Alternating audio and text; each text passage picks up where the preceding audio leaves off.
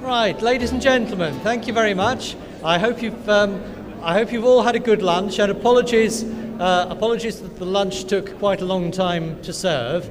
The reason for this is very much because there are now so many of us, all with such healthy appetites. We have a capacity crowd here today of 700 people. 700 people. That's right. Give yourselves a round of applause. And I'm delighted that there are so many of us here today, but as a result it has put the maximum strain on the facilities. So I think the catering staff have done their best, and I hope everybody has managed to get some lunch therefore. So that's why it took 2 hours rather than an hour and a half for lunch. So we're now ready to start the afternoon session. Once again, can I ask people to switch off all mobile phones? Even if you don't, there isn't much of a signal here, so if you are expecting any urgent calls, it may not do you much good. So if you could switch off your mobile phones, it gives me great pleasure to introduce our first speaker for the afternoon session. And our first speaker is Councillor Donna Edmonds. Donna is one of our newer members. She's a member of Lewes District Council in Sussex and is formerly a Conservative. Well, I have some sympathy for that. I used to be a Conservative borough councillor myself once upon a time. And so Donna is one of our newer members, but she has quite a bit to say on the policy side as to how UKIP can develop its policies with regard to local councils and what local councillors get up to. So without further ado, I'd like you to welcome Donna.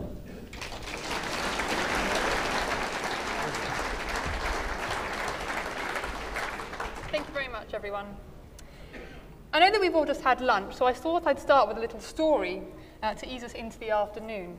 It's about a young woman, we'll call her Donna, who wanted to run for her local council.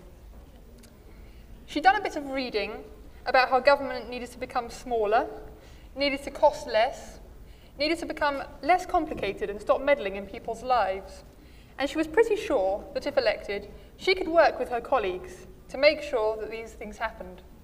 It was going to be the dawn of a wonderful libertarian revolution in Lewes District, and everyone was going to be happier, healthier, and wealthier as a result. Determined to see her vision through, she first set out to get elected. She knocked on doors, she kissed babies, she leafleted high and low. She even managed to get a few pictures taken with various well-known faces to pep up her Facebook page. And it worked. She wrenched the seat away from the opposition party, and she could now take her place in the council chamber. But little did she know that the easy part was now over. Far from being on a freewheeling ride into that libertarian utopia she dreamed of, she was soon to find herself in a quagmire of bureaucracy and beadledom. This was made all the worse when she was appointed cabinet member for communications. This should have been her golden opportunity to really show people in Lewes District that we could make a difference. After all, everyone knows that the most frustrating thing about local councils is that you can never actually seem to get hold of the person you really need to talk to most.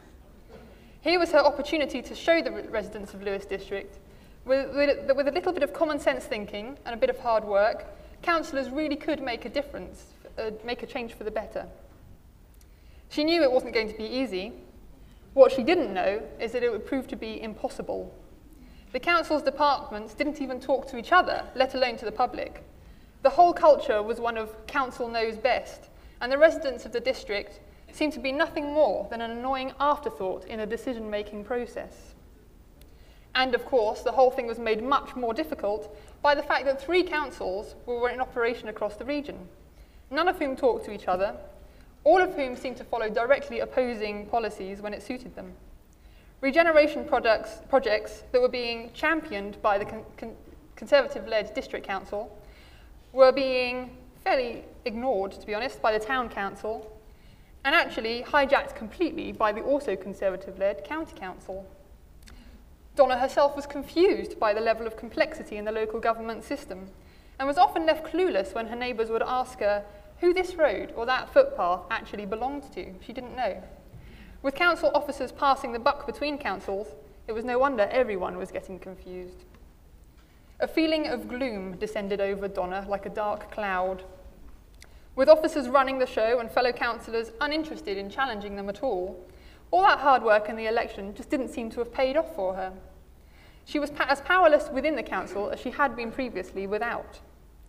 To make it worse, the Conservatives on the district council, who had pledged to cut the cost of local government, abandoned that promise almost as soon as they got elected. And then the final straw. Donna was whipped by her party to vote in favour of a tax rise. This was all too much for her. I think you can probably guess what happened next. A new dawn for our plucky councillor. Unencumbered by a party that was seemingly content with a sclerotic system, Donna was free to innovate. But where to begin? By petitioning to make the car parks free? Or how about attacking Conservatives for wasteful spending and bad decision-making? How about getting stuck into the higher levels of officer pay? These were all good causes, and Donna intended to get stuck into them all, right after she'd had a cup of tea and a biscuit. And then something happened. Sitting on the sofa, cat on lap, Garibaldi in hand, Donna had a thought. It wasn't the officers that were the problem at all. They were simply doing what anyone in their position would. And her fellow councillors couldn't really be blamed entirely for being apathetic. They had no decision-making role. It was the system itself. We simply have too much council at local level, and it's too confusing. With 3 councils working against each other, no wonder nothing was getting done. Wouldn't it be much easier, much simpler and more straightforward, she thought, if one of these councils simply ceased to be? And so the campaign for unitary authorities was born, which is the end of that story, but it's also the beginning of a new story, and it's this new story that I want to ask you to participate in. The aim of the campaign is simply to do away with the middle tier of local government across the southeast where it exists. After all, many of the responsibilities that district and borough councils have, such as maintenance of open spaces and the running of community centres, would be much better done by the local people themselves, by community groups, the town or the parish councils, or even by businesses. Responsibilities that can't easily be handled at local level in this way could be passed up to the county councils, turning them into unitary authorities, hence the name of the campaign. This would have 3 positive outcomes. The first of these is financial. Town and parish councils run on relatively low budgets. They only employ 1 paid employee, usually not very well paid, and the councillors are paid a nominal sum, if anything at all. District and borough councils, meanwhile, have budgets in the tens of millions. They employ chief executives and 2 or 3 senior officers on 6-figure salaries. The county councils above them have annual budgets nudging up to the £1 billion mark and employ a whole raft of staff on 6-figure salaries. Councillors' basic allowances are also at the highest at county level, about £10,000 to £12,000, and if they take on extra responsibilities, such as sitting on committees, they get a little bit more than that even. And district councillors are paid about £3,000 to £4,000, and they can also get extra perks. The graph next to me shows the pay for staff with salaries over £100,000 only in blue, and basic allowances to councillors in red. As you can see, the total expenditure on these 2 items in East Sussex, where I happen to live, which is the far left bar on the graph, is about the same expenditure as on these items on Cornwall and Northumberland unitary authorities, which are also roughly county-wide. But with no district councils underneath them, that's their total. When you add in the expenses on the district and borough councils across East Sussex, the grand total for East Sussex County goes way up beyond the spend of those 2 unitary authorities. In other words, whilst in Cornwall and Northumberland, taxpayers pay for just 1 chief executive, 1 HR manager, so on and so forth, in East Sussex we pay for 6 of these. It adds up quite quickly, and the same goes for most of the counties in the southeast. Local government finance is stretched, we know that. It is true that there is a lot of waste in the system, but it's equally true that very few councillors or officers actually have the appetite to tackle it seriously. Most of those people are fairly uninterested in solutions other than the usual salami slicing of budgets and, of course, the deeply regretted removal of local services to people. On my council, the prevailing mood seems to be of people sheltering from a storm, assuming that in a year or 2 the sun will come out and they can merrily start spending their way through taxpayers' money again. But let's be realistic, that's not going to happen. The economy is going nowhere, thanks to a certain someone named Osborne. Interest payments alone on government debt equals our pay on defence spending. Local government is going to have to get used to the idea that there is just less money to go around, and that's going to happen for many years to come, and act accordingly. To their credit, some of the councils in East Sussex have actually thought about this.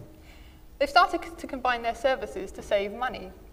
Last year, 4 of the 5 districts clubbed together to negotiate a 10-year waste contract with a private supplier, which is expected to save each council £750,000 over the next, each year over the next 10 years.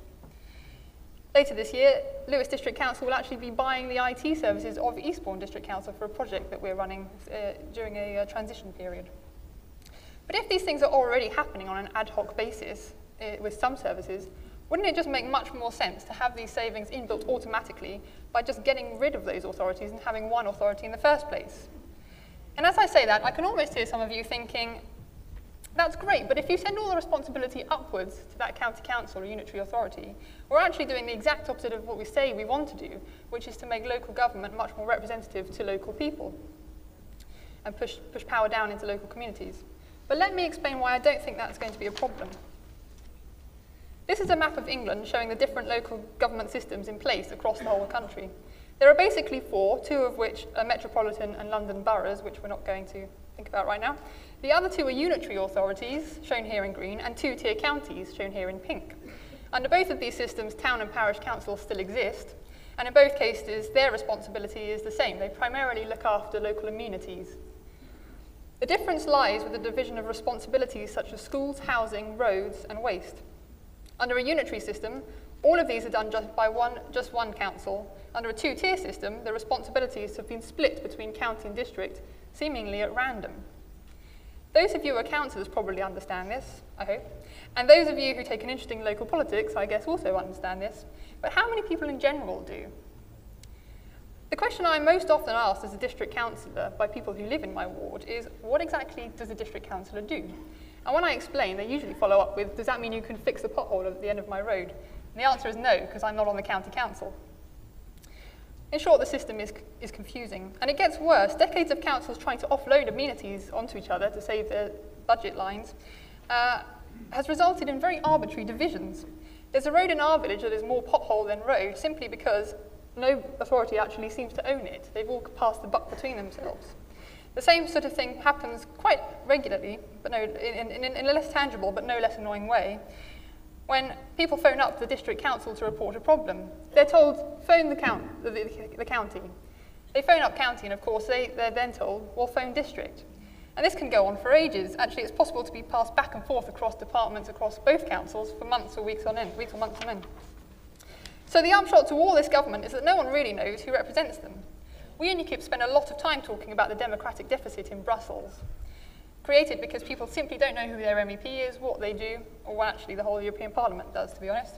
Well, the same goes for local government. Voter turnout for the European elections in 2009 was 35%. Voter turnout in East Sussex at the county council elections last month was also, coincidentally, about 35%, probably the same people in both elections. Compare that to the turnout for a general election, which hit a historic low in 2001, when 60% of people turned up at the ballot box. Simplifying the local government system so that all councils are unitary will ensure that the electorate can no longer be fobbed off with the excuse, it's not us, Gov. Far from taking power away from individuals and communities by putting it in the hands of unitary authorities, they'll actually be making it simple puts those people back in charge. Voters are once again able to hold their councillors account because they'll know who they are and what they do. The third positive outcome lies in the act of reorganisation itself. One of the biggest problems we have on Lewes District Council is that too often the wishes of people are completely ignored when it comes to community assets.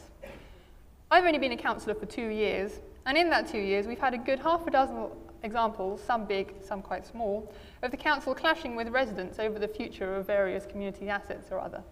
Parks have been sold off and community centres have also been promised to developers. The officers just don't seem to be able to help themselves.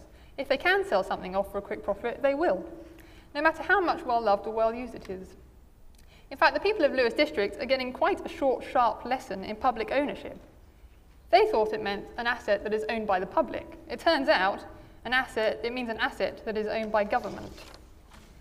Reorganising the council system would offer a unique opportunity to put these assets back into the hands of the parish councils, along with a budget to look after them, community groups, and even private ownership where appropriate. This doesn't only apply to assets, of course, it would apply to services too. but I believe it would be the assets that would be the most coveted by local people. This could be done very simply by giving those groups first priority for bids for those assets when the district councils were being shut down.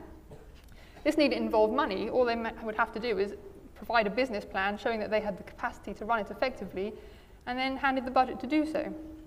So in short, the benefits of simplifying the system are basically UKIP's core values: saving money, making local government more accountable, and returning community assets to the people who use them.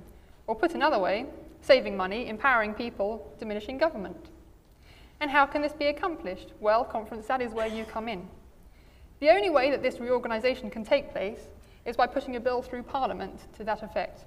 And the only way we'll get a bill to appear in the first place is to make it very clear that we want one to happen. Now, normally when someone says, if we club together, we can change the world, people laugh, and I understand why. Who are we? We're just little guys. No one listens to us, but conference, we in this room know different, don't we?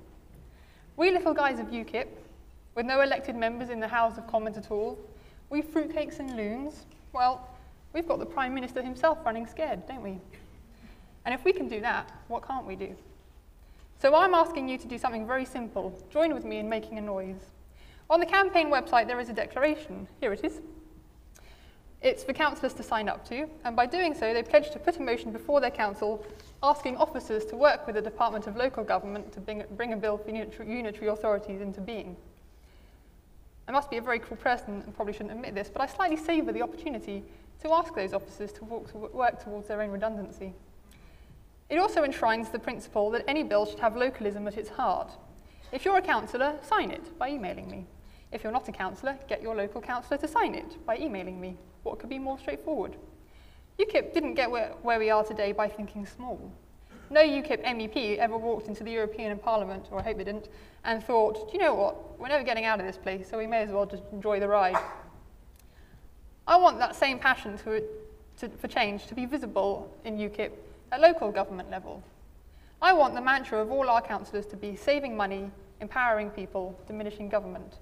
Conference, join with me to do this. Thank you.